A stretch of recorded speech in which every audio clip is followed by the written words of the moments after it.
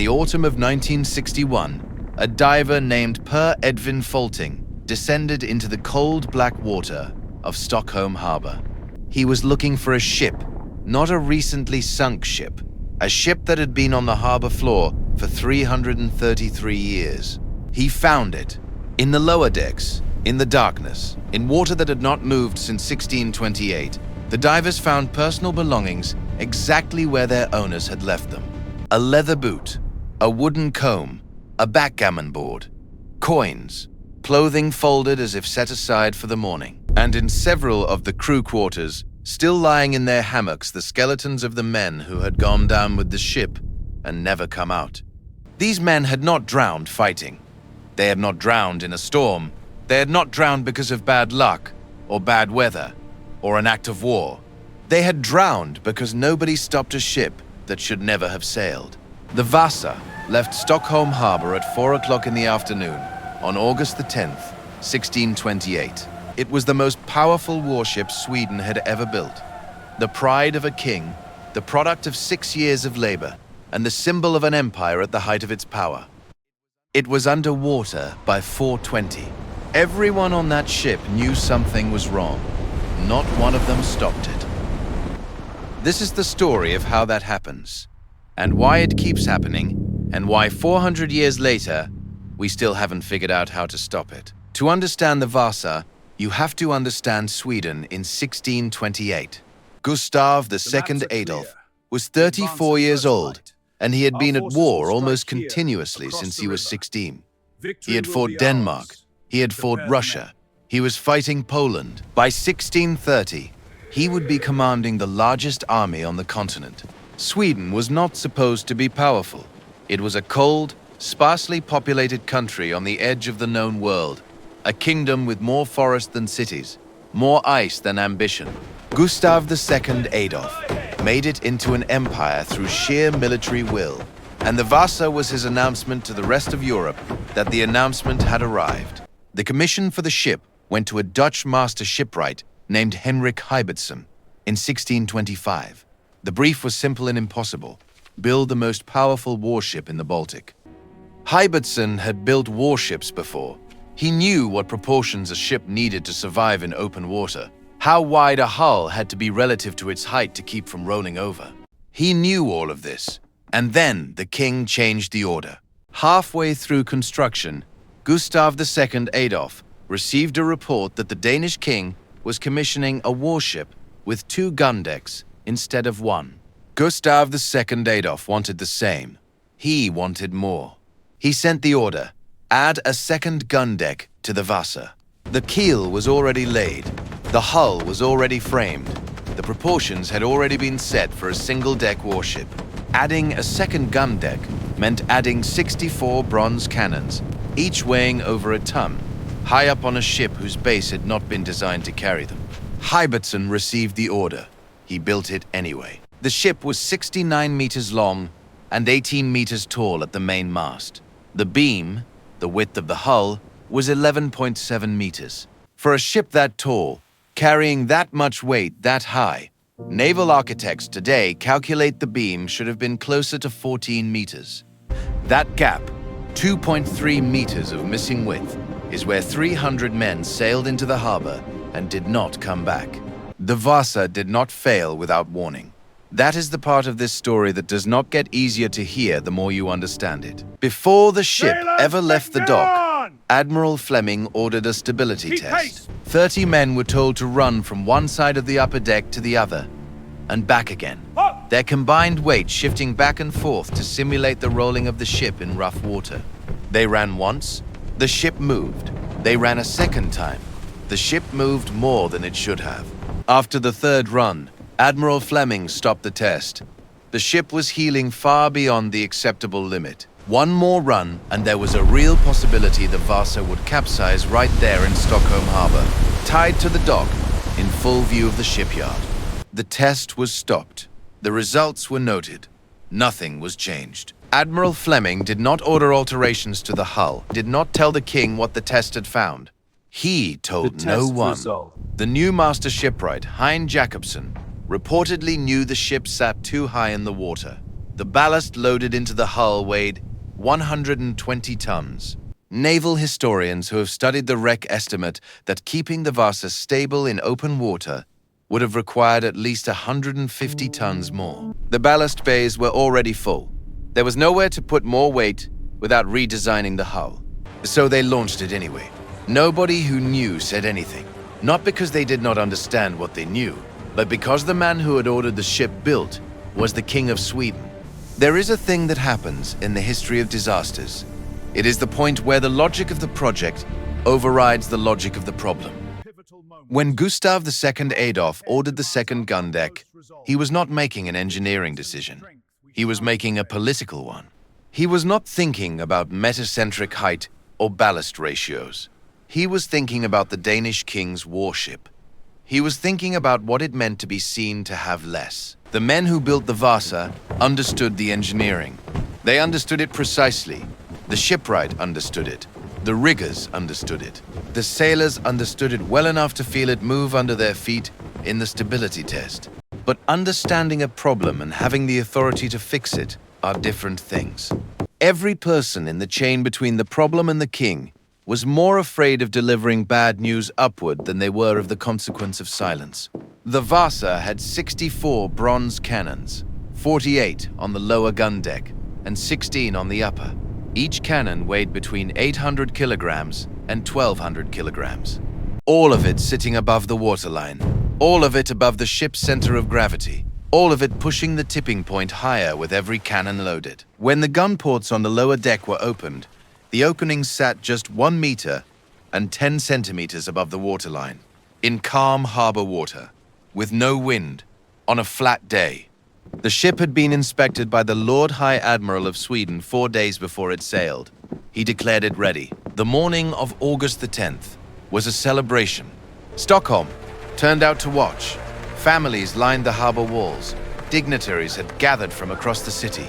The Vasa sat at the dock in all its finished glory. Freshly painted, gilded at the stern, carved oak sculptures across its hull, painted in red and black and gold. It was genuinely beautiful. The men who built it had put 6 years of their working lives into it, and it looked like what it was supposed to look like, the finest warship ever constructed in Northern Europe. At 4 o'clock in the afternoon, the mooring lines were cast off. 10 sails were set to catch a light southwesterly wind. The Vasa began to move away from the dock for the first and only time. The crowd cheered. Cannons on shore fired a salute. The crew returned the salute from the ship's own guns. Children were lifted up to see over the heads of the crowd. The ship had traveled perhaps 400 meters from the dock when the wind freshened slightly. A gust, not a storm, not a squall, a gust caught the sails. The Vasa heeled to port. In a well-designed ship with the right ballast ratio, this is not a crisis.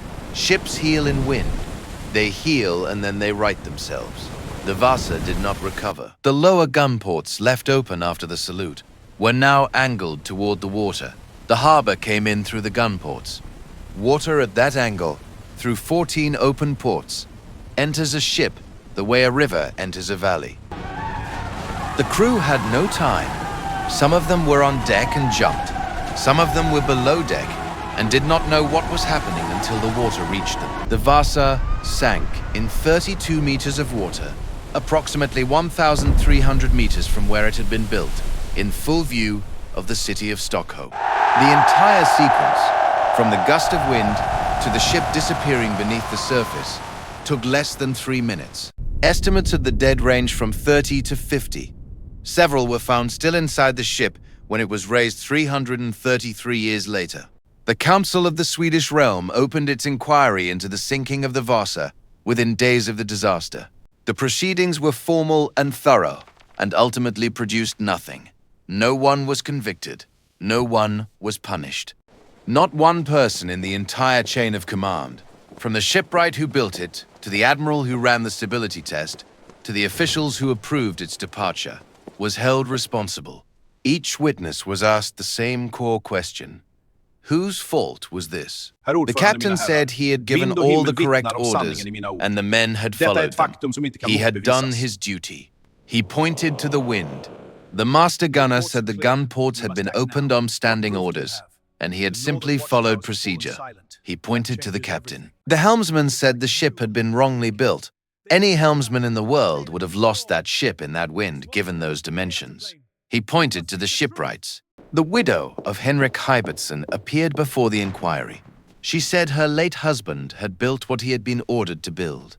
The second gun deck had been added on the king's direct instruction, after the keel was laid, after the hull was framed, after the proportions were fixed. Her husband had said it was problematic. He had been overruled. The council of the realm could not point at the king. The king was not a defendant. The king was the authority before whom all defendants appeared. The official cause of the Vasa disaster, as recorded in the proceedings, was attributed to the structural instability of the vessel due to unknown factors. Unknown factors.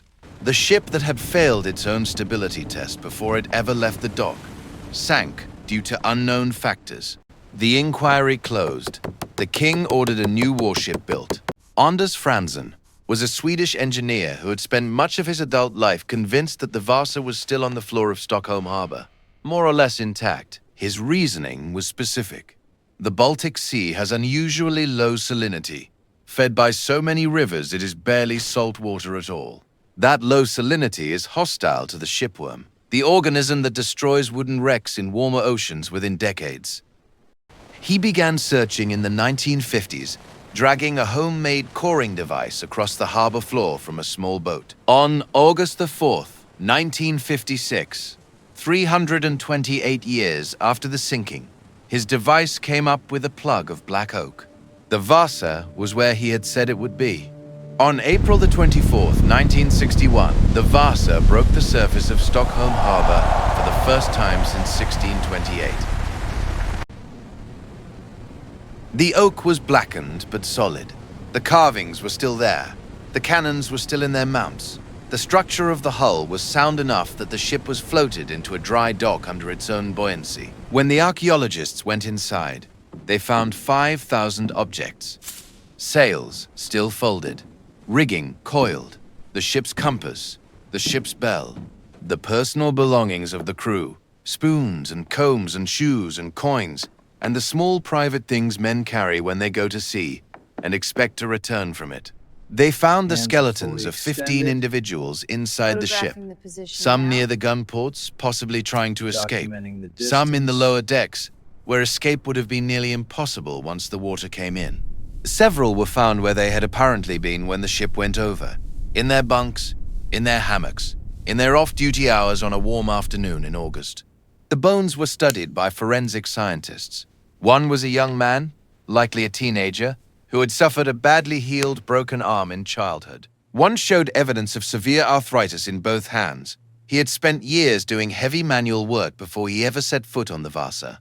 One had broken teeth consistent with years of poor nutrition. These were not the men who had made the decisions. These were the men who had been told what to do. They did not know about the stability test.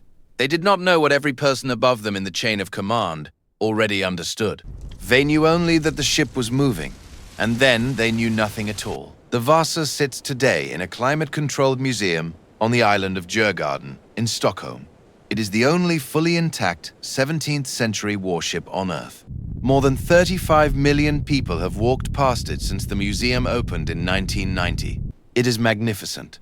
The carved lions at the stern, the painted gun ports, the sheer scale of it, indoors, towering over the visitors below. You stand next to it, and you understand viscerally what it must have felt like to watch it leave the harbor on August the 10th, 1628. The investigation completed by Swedish maritime historians reached a conclusion that is not what most people expect when they hear the story for the first time. The ship was not poorly built. The Vasa was constructed to an exceptionally high standard. The oak was seasoned correctly. The joinery was precise. The cannons were correctly mounted. The rigging was properly set. It sank because it was built exactly as it had been ordered to be built. The second gun deck had been added after the structural decisions were made. The ballast had been maximized within the space available. Everyone had done their job. Everyone had followed the process. Everyone had signed off on everything. And 30 men, at minimum, died on a ship that had failed its stability test before it left the dock. The inquiry asked, whose fault was this? The honest answer, the answer the inquiry could not produce, was everyone's, and therefore no one's. The shipwright built what he was told. The admiral noted the problem and said nothing. The officials approved a ship they had not been told was failing. The king issued an order nobody contradicted, and the men in the hammocks on the lower decks knew none of it. The Vasa did not sink because of a design flaw. It sank because telling the truth upward was more dangerous than letting the ship sail. In 1628, Sweden built a monument to itself and called it a warship. The monument lasted 20 minutes. The men inside it did not come home. What lasted was the silence. The silence lasted 333 years, long enough to become archaeology, long enough to become history, long enough that the bones of the men who trusted the ship had time to settle into the positions in which they were found, permanent, quiet, undisturbed, while the world above them kept building ships in exactly the same way.